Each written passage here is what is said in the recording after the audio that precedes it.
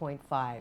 And today I am so blessed and so grateful and so happy to have my beautiful friend, my wonderful teacher, Don Miguel Ruiz, back again. The last time I got to interview him was over the phone. This time I brought him live in person here with me for this live broadcast on location. Don Miguel, please, please, thank you for coming and being with me.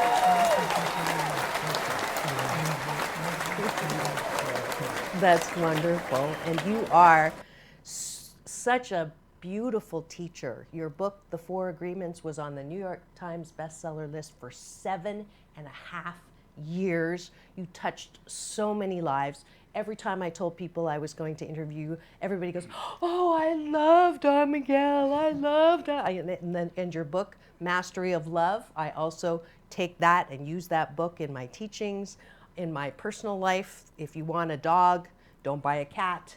That every time. It still hasn't helped my dating, but it's okay. I'm still using the principles, and I'm so grateful for that. And you have a new book out. Yes, it's the Toltec Art of Life and Death. Uh-huh. And of course, we know that the word Toltec, it comes from the Nahuatl, and the meaning of that word is artist. Then when we talk about the Toltec knowledge, we're talking about the knowledge of the artist. Because in our point of view, every single human is an artist. We are creating all the time. Yes. And each one of us, we create a masterpiece of art, which is a story, the story of our life. Then every single human creates their own story of their life, and it's really a masterpiece. It's full of joy, drama, everything. Whatever we have in the imagination will be in our story, and the story is about always the main character. In my case, of course, is Miguel. Yes. Miguel is my creation. Miguel is my identity, is what I believe I am. Is the main character of my story, but it's just a character. For a long time, I used to believe that I am Miguel, because everything is about Miguel. Right. Just like everything is about you. That's right. It's always about me. Then, then it was a time that Miguel found out that I am not Miguel. When was that? It's just what I believe I am, but I am not Miguel. Right.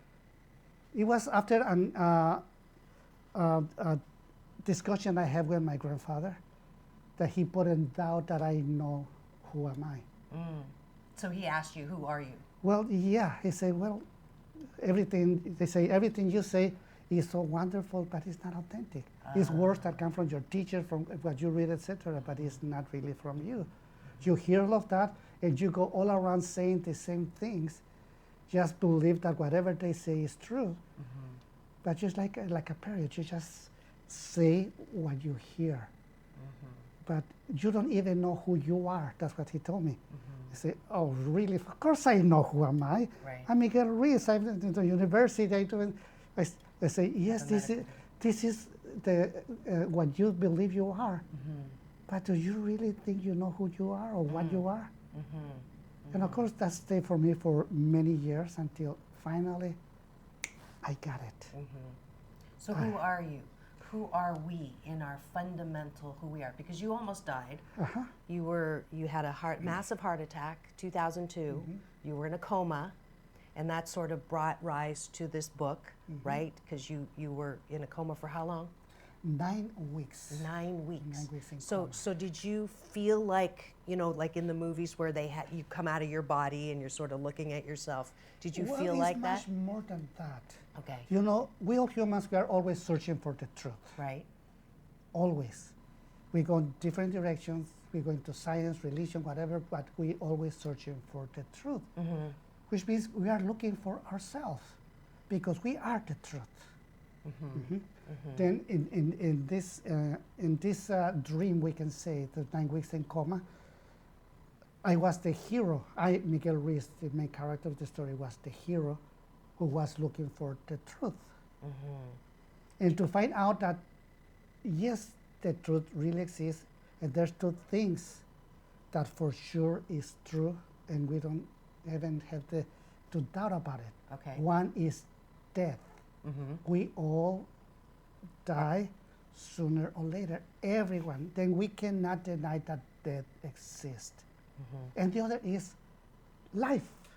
We all are alive. Then that is the truth. Right. Life and death. In the science point of view, we can say that death is nothing but matter. Okay. Matter Dust has a to dust. beginning, has an end.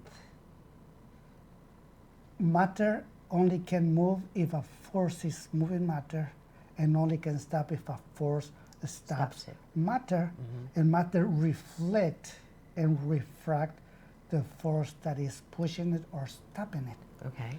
Now the force that pushes matter, of course, is life, is energy. As we know, energy is eternal, has no beginning, has no end, and never change. The change that we see in energy is how is reflected or refracted by matter, but it's always pushing matter. From the quantums to the biggest galaxies that we can understand is always in action. Then everything that we know is nothing but this beautiful dance between life and death, between energy and matter. Okay. Okay. So it sounds like I shouldn't be afraid of dying then. Of course not. We are eternal. We are eternal We beings. cannot Die. Our body will die, of course, but we are the ones who move the body. Thanks to us, the body from one cell divides into millions of cells, Right. gives shape to every organ. We was born after 9 months of cooking inside our mother's womb. Yep. Yep. And when we was born, thanks to life, we start growing up, growing old, reproduce, and when the matter no longer can keep us, then the matter will die. Right. But it's matter. And die is just a concept. It's not really real.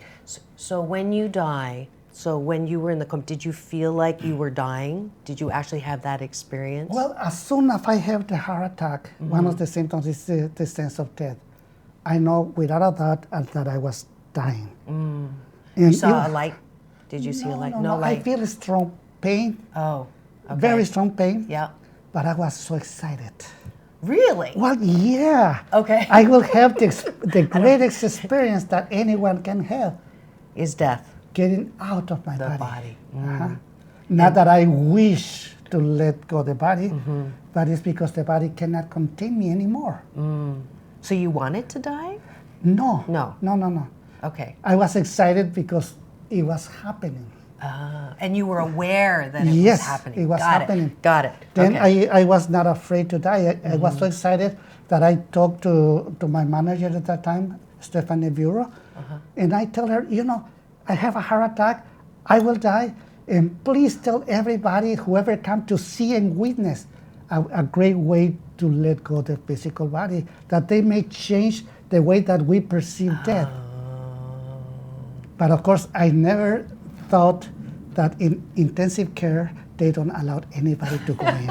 So much for the grand exit, right? Nobody's let in. Some people went there, like my children, Yeah. great friends, whatever, they Yeah. came, but they was very limited. So what called you back? Okay, that's, we can say, not exactly a mystery, Okay. but it's just, I let's called see, you back. You heard me. You heard me, Yeah, right? yeah, yeah. Don Miguel, don't go. Actually, I have to stop and tell a Well, quick story. just before I went to okay, coma, never mind. I was talking to my mother. Oh, And my mother told me, Miguel, alive, and your mother's alive. Okay. And she told me, Miguel, you don't have the right to die. Oh. You cannot die. You cannot leave me alone here. Then I will not let you die. Oh. And of course, that stayed in my mind. Right. Okay. And they put me on drugs there. I was in morphine or something like that because of the pain. And of course, that went into a dream. Then I have the great dream that I say is 9 weeks in coma. but I don't know if this is true or not, because it could be just before I went to coma. Because in the moment that we are leaving the physical body, it's like we see the whole story of our life just in front of us. I've heard that. Yeah. And like a movie. it's exactly what happened to me. Oh, wow. I see the whole story of my life, but I really focus in the significant moments. Which for me, a significant moment is when I have an encounter with the truth. So not necessarily all good. They weren't all the bad things that happened and not all the good things, like just significant. I have memory about everything, memorable moments like weddings, births, etc. That's just memorable. But significant moments is when the truth arrives and all the lies will not survive the presence of the truth. These are moments who change the direction of your life. Right. And I have great moments like that in my life. And this is what I describe in this book. Right, when you were grandfather. Then when we see, in that story, we see a conflict in the mind. Then the conflict in the mind is the same to every single human. It doesn't matter what language they speak, what religion they have. What gender they are. Exactly, it's the same conflict Okay. that for a long time we used to believe that was between good and bad. Right, good and evil. But good and bad is just the result of the real conflict, because the real conflict is between the truth and lies. Then when we believe truth, the result is that we are good. We are in peace with everything, with ourselves, we enjoy life. When we believe lies, the result will be that we are bad. Then depends how deep is the lie, how intense is the lie, is how much we suffer. Then we can say that the reflection of the truth is really a lie, but it's a clean lie. Okay. So if I say I'm not good enough, or I'm You're not lying. beautiful enough, You're lying. I'm fat, You're lying. I'm not worthy, You're those lying. are all lies. All lies. But the voice, it's like Yeah, it's always very there. But in certain moments, something happens in your life, it comes just in front of you. It's the truth, and all those lies just will dissipate because you see that you are using all those lies to hurt yourself, and none of that is true. That's one of the things that I love about you, is when you read your words, and when you see me, when you look at me, I know I see beauty. the truth. I know the truth. And that's the truth. Yeah, and it's and like I wish that I could see myself the way that you see me, And because this is a reflection. And this is something that is difficult to find, Yeah. because every human is really like a mirror. And they will reflect you, but the reflection will be distorted for all the opinions and judgments that they have about you. Then what you will see in all the other people will be a distortion of you. It's hard to see a clear reflection of yourself. right. But if you meet someone that is clean enough, then you will see a better reflection of yourself. And then what you will see, the way that person is seeing you, is beautiful. And you love to feel your Yes. own reflection. Then you can feel that you fall in love with somebody. Yeah. But what you really fall in love is the reflection of yourself in that person. Then you don't really love the person, but the reflection that person to you. Beautiful. That's why I wanted to marry you. I actually told You never our told friend. me. I If told you her. told me, I would be dead now. Dr. Michael Bernard Beckwith, I told him that I wanted to marry you, and Ricky was there, his wife, and this was after you had your heart transplant. And Ricky goes, "You leave him alone. You're gonna kill him." He was right. It's a good thing. It's Well, a I'm good still thing. alive. Yes, you are still alive, and it's so beautiful. And get the book. Amazon, I'm sure, has it. The Art and Death, the Art of Life and Death, right? The Toltec Art for Life and Death. The Toltec Art of Life and Death. This is Don Miguel Ruiz. Any last words that you have for the listeners? Anyone out there who's suffering? I know there's a lot of people now who all the dreams that they had. They thought that, they would have a nice house or a nice car, their kids would be healthy and they would be healthy. And I know, there's havoc going on with the government. There's havoc going on with, with work and all the things that they're so disillusioned with life. What would you say to people who feel like they're suffering right now? Well, I would tell you guys that what is important is to understand that your life can become superstition. And those superstition can rule the decision of your life. And your attitude about all those superstitions becomes fanatic. You become a fanatic defending your superstitions. And if the lies are very intense and superstitions are very strong, we become very fanatic that we can even lose the respect for life. We can even die or kill defending a superstition. Then please work with your main character of your story. See and encounters with the truth and let go all those superstitions and stop being fanatic and just enjoy your life. But what if people say, I can't enjoy my life because someone just died or someone has cancer or the terrorists are attacking us? What do you say to people who are so focused on what they think is the truth? That's the truth. It is normal to feel all those kinds of emotions because we are connected with the rest of humanity, and whatever happened to one person, it really affects everybody else. But we also have to understand that we are not responsible for whatever else do. We have to be first responsible to ourselves and respect our own decisions, and then we give what we create. And of course, we take actions to fix whatever is around us that we can fix, but we cannot go and fix everything. Right. We will fix what we feel we like to fix if we want to fix, not because we have to, but because we want to. But it's completely normal to have all those kind of emotions when somebody's dying, when there's something attack or a terrorist, etc. But we need to understand that what they do is because they become so fanatic in defending what they believe is truth for them. And of course, actions will have reactions. Then thanks God that we have police, army, etc. because they keep an order, they keep a law that is so important. Like the Constitution of the United States is extremely important because it's what we use to find at least the justice we want when it's applied in the right way. Right. Will we ever have world peace? Do you think we'll ever get to world peace? We will, but not that soon. Not soon. Because not in this lifetime. Well, humanity is still evolving, but we are going into the right directions. Well, just imagine that tomorrow you wake up 1,000 years in the past, knowing what you know right now. Okay. Then, if you try to teach them what you believe right now, they will kill you. Oh.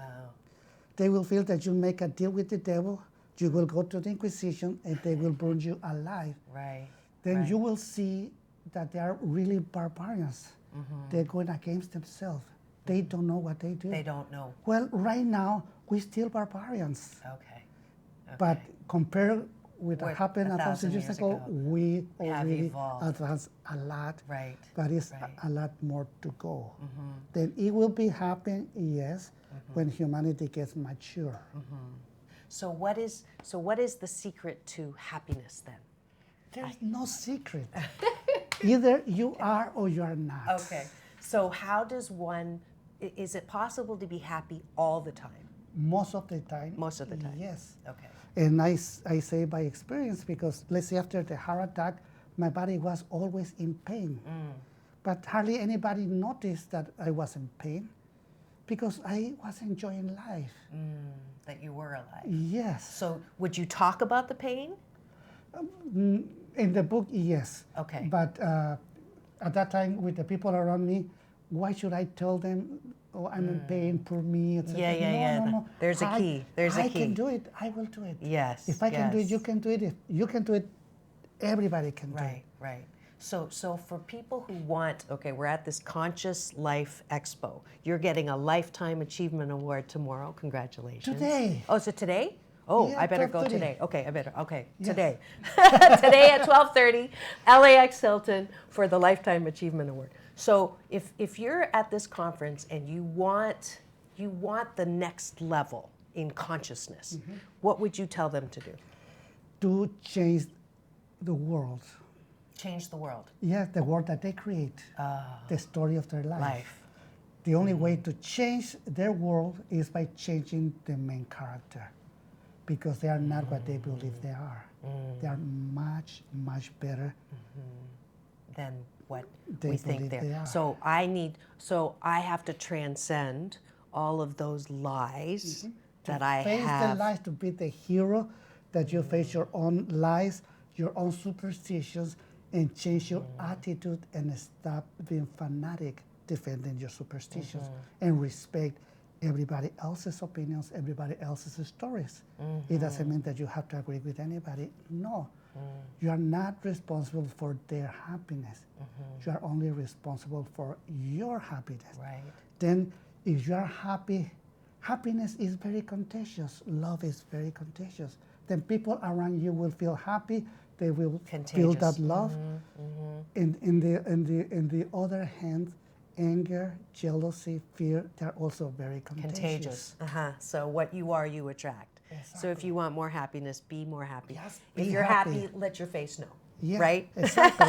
And just enjoy it. Right. You don't have to make anybody happy, but you don't have to expect that anybody will make you happy. Right. This is your responsibility. Being happy within Nobody myself. else. Great. How are we doing on time? 5 more minutes. 5 more minutes. Who would you like to meet on the planet that you've never met before? That if you could go anywhere and talk to anybody, who would that be? That's a very tough question. Good. It was Because- meant to be. Yeah. I want to ask you a question that. Well, I really don't have anyone in mind. You've met everyone. Well, That's I probably think so. why, right? I You've think met so. everybody that you've wanted I will to. not even say that I like to meet myself, because I am myself. I'm not looking for myself. I'm just enjoy happiness. Yeah. Then wherever life takes me, that's where I will be. Beautiful. Would you like to, on my show, I usually ask people who they would like to send some love out. Is there anybody that you would like to send some love out on the airwaves? Oh, definitely. Okay, good. I want to send all my love to all of you who have all those big superstitions, and that you are very fanatic defending those superstitions. Let all the love go into you and change your attitude. Stop being a fanatic and don't defend your superstitions. Let it go, because you are much better than what you believe you are. Give me the number one superstition that gets in people's way. The biggest superstition is suffering. That you have to suffer. Because everybody else suffer. You know, when we are children, we see suffering all the time. And they suffer because we love with conditions. Everybody loves with conditions. I love you if you let clean me up your control you. If you do whatever I want you to do, then I love you. If not, I will reject you. Then that's the way we love everybody. And this is how everybody loves us, with conditions. They love us if we please everybody. If we become that they want us to be, then they love us. But the worst part is that we learn to love ourselves also with conditions. I love myself if I can. Finished all the things that I said I was going to whatever. do, yeah. Or didn't eat that piece of cake, or Yeah, then we love ourselves with conditions, and because we don't fulfill those conditions, now we reject ourselves. We feel guilty and we start suffering.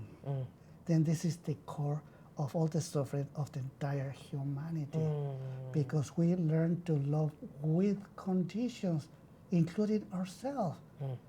But unconditional love is always there. We just don't see it. Yes. You know, if you have a child, when you have that child in your hands, you feel that unconditional love. You're not expecting anything from that child. Right. Just his or her presence make you intensely happy. Yes. And you give even your own life For that child. for that child. Then this is an example of unconditional love. And then the day that we feel the same for ourselves selves. and we love ourselves without conditions, everything will change. Okay, so that is definitely the goal. That is the Yes. goal. Beautiful. I'd like to give you Dr. Marissa's Beneficial Presence on the Planet Award again Oh, thank you, because my love. of all the beautiful work that you do around the planet and how you make people find the truth about the love that they are, and that we all know that you are wrapped in a warm blanket of worthiness because Don Miguel says so. And the Asian Oprah giveaway, Don Miguel has kindly given me a free copy of his book. So the first one to 4balance.org and says, I love Don Miguel on the subject line, will get his free book, The Toltec Art of Life and Death.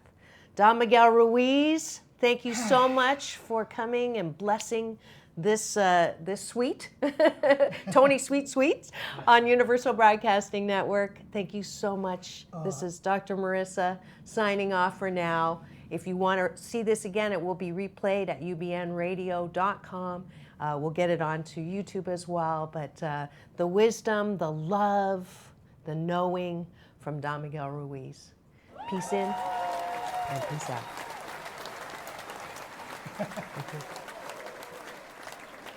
Now that you've found UBN Radio and discovered our quality talk shows, it's time to spread the word to friends, family, and the universe. 24 hours of music and talk. Radio without limits. That's why people keep coming back for more. That